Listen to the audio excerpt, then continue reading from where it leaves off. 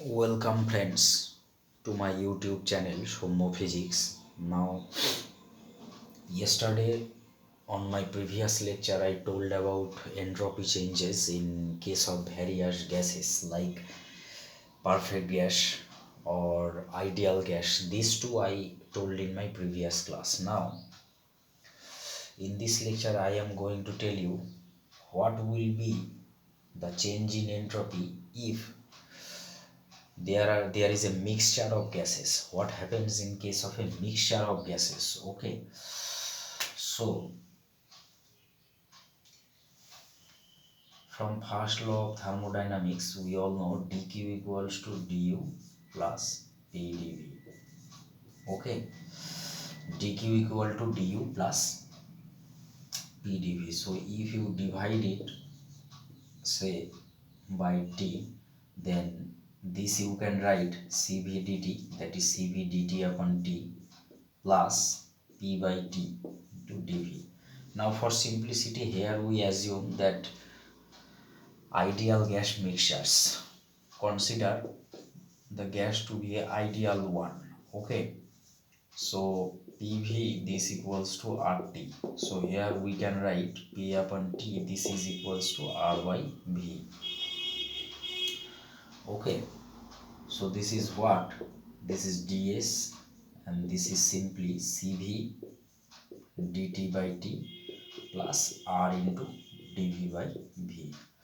So what happen if we integrate this expression, we get s equal to cv ln t plus r ln v plus say k, integration constant. Now simplify it more, that is we put instead of v rt by p, okay, plus k. So this is cv ln t plus r ln, this is t by p, plus this is r ln r plus k. So this term is constant and give it a name, say c.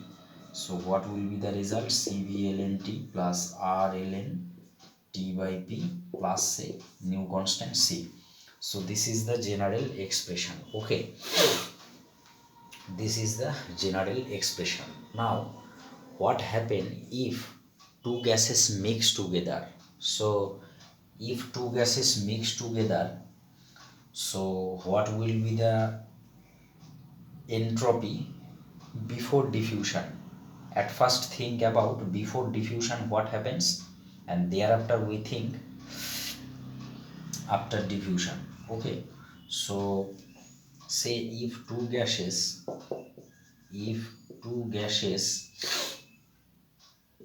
of n1 mole and n2 mole, that is the n1 mole of first gas and n2 mole of the second gas, are mixed. Okay, then what will be the entropy before diffusion?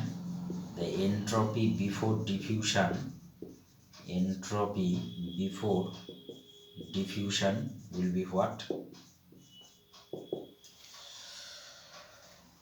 Entropy before diffusion, this is say, give it a name, SB, that is S before. Okay, so N1 into, that is the mole number of first gas, multiplied by this becomes CV1, because for first gas CV is CV1 and this LNT, and they are mixed at a particular pressure and temperature. That means T and P are fixed before diffusion. So R ln T by P. Okay.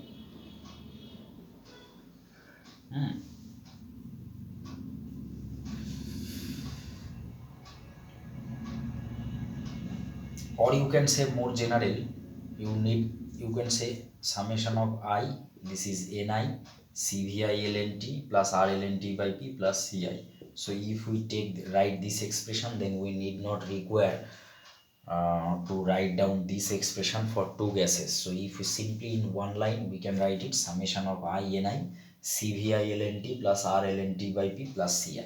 Okay, so this is the entropy before diffusion that we can write. Okay, now what happens if the two gases are mixed Now after diffusion what happens? So let's check. So let's check what happens after diffusion. Okay. Now we know that when various gases are mixed together, the partial pressure comes into play. Partial pressure means what?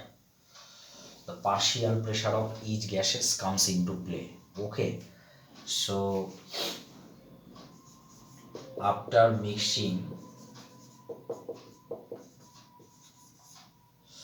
partial pressure comes into play.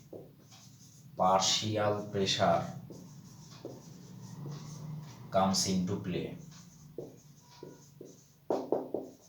Comes into play. Okay. So after mixing, the partial pressure comes into play. Now what happens? Uh, what happens? Say partial pressure of, in general, that can be written as Pi. This is equals to total pressure multiplied by Ki, and Ki is what?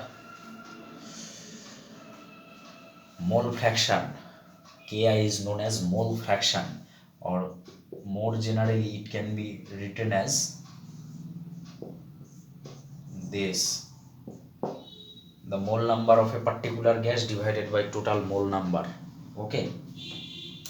So partial pressure means total pressure multiplied by mole fraction, and mole fraction you can write in this way: mole number of a particular gas divided by total mole number. I can explain it.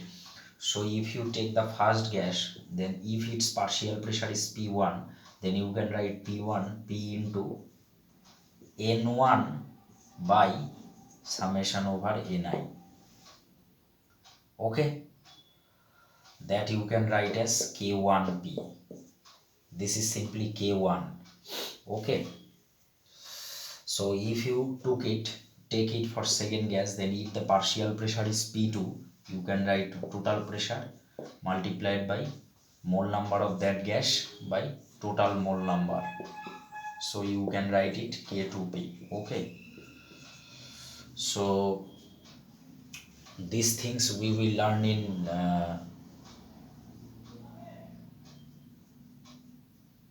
gas laws when I will teach heat. There is a chapter, gas laws. In that chapter I will discuss it. Okay. So the partial pressure of first gas, this equals to K1P, and that for second gas this is K2P. So now after mixing, what will be the entropy? After mixing, the entropy will be this: CVI ln T. So R ln, this becomes KIP. Okay, this becomes KIP. Okay, KIP plus CI. So if you write this expression for two gases, here I write in summation way. So if you write it for two gases, then the first term will be here K1P, and in case of second gas we have to write K2P. So instead of give here summation, so I need not to write this for two gases individually. Okay. So this is the entropy before diffusion, and this is the entropy after diffusion. Now let's check whether entropy increases or decreases due to diffusion. Okay. Entropy increases or decreases after diffusion. Okay. So let's check that. So SA minus SB. If it is positive, then entropy increases, and if it is negative, entropy decreases. So let's check. So if you subtract this term, SA minus SB, that means this term and this term cancels, and this term cancels. So only remain what? This term, that is summation over Ni R. This we can write ln T minus ln Ki minus ln P, and this we can write ln t minus ln p, ln t minus ln p. Okay, this becomes this. So what will be the result? Summation of nir, ln t cancels, ln p cancels, so this will be minus ln ki. Okay, you need not to astonished by seeing this minus sign. Don't become puzzled by seeing this minus sign. It will be eliminated soon. How?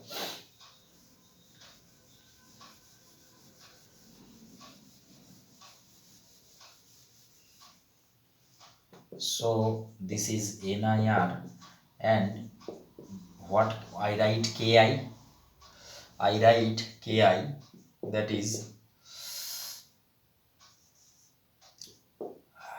ni by summation over ni, right? So here what I can write, this I can write ni by summation over ni. Okay, so this will be simply ni into r. The minus sign will be eliminated when this goes in up and this goes down. Okay, so this is the result, that is summation of nir ln summation over ni by ni. Okay, so now if you write this expression for two gases, then for what? First gas you can write n1r ln n1 plus n2 by n1. This is for the first gas. And what happens in case of a second gas? n2r ln n1 plus n2 by n2. Okay, so clearly this expression is positive. Okay, this expression is positive, that means entropy increases due to diffusion. Okay, so you will arrive after simplification this line, and if you write it for two gases, then it would become n1r ln n1 plus n2 by n1, or n2r ln n1 plus n2 by n2. So obviously this is positive. Okay, so entropy increases due to diffusion. Okay, hence entropy increases due to diffusion. Okay, so this is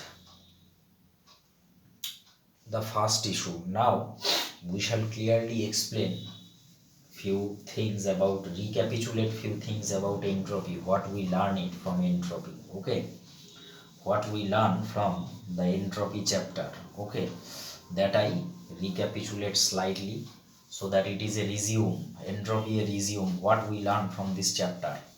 Okay,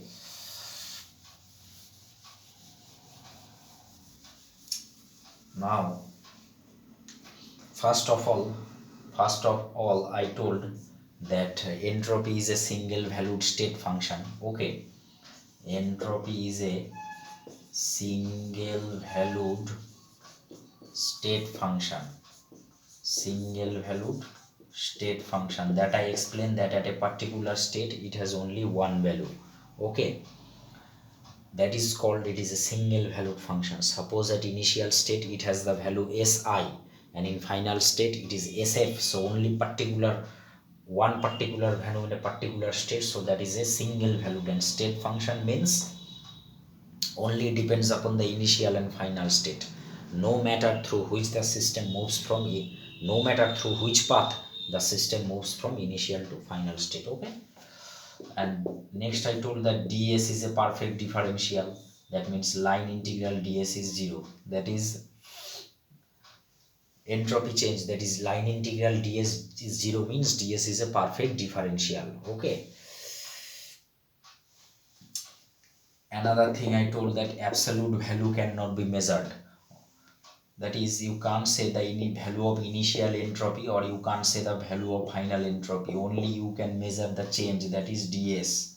Okay, when a system moves from initial state to one state to another state, you can only measure the change in entropy, so absolute value cannot be measured. we also learn it is a measure of disorder of a system.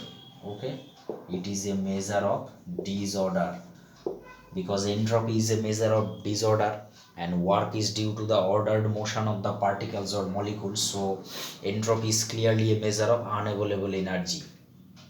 Okay, so entropy is a measure of unavailable energy. Unavailable energy. Okay, clearly it is a measure of unavailable energy of a system. Okay, and we took it as example, we took the heat conduction through a rod or a slab, whatever you can say. And this I will discuss about later, that entropy and probability are related by this relation, S equals to K log W, where W is the thermodynamic probability, that I will teach in next. Okay, now another thing we can say that entropy is a extensive property. Okay, entropy is a extensive property. What is that? That means the value of entropy is directly proportional to the mass of the system or the number of particles present in the system. Because in case of extensive property means those are extensive variables whose value depends upon the mass of the system or the number of particles present in the system. So if S is the total entropy and m is the mass of a single particle, then you can write small s, this is specific entropy. Okay, S is the total entropy and m is the mass of each particle, so you can write it as specific entropy. Okay, and one thing, that all the naturally occurring processes are irreversible and entropy increases in irreversible process, so the entropy of the universe is increasing. Okay, so all are irreversible processes, all are irreversible processes, so entropy increases, so entropy of the universe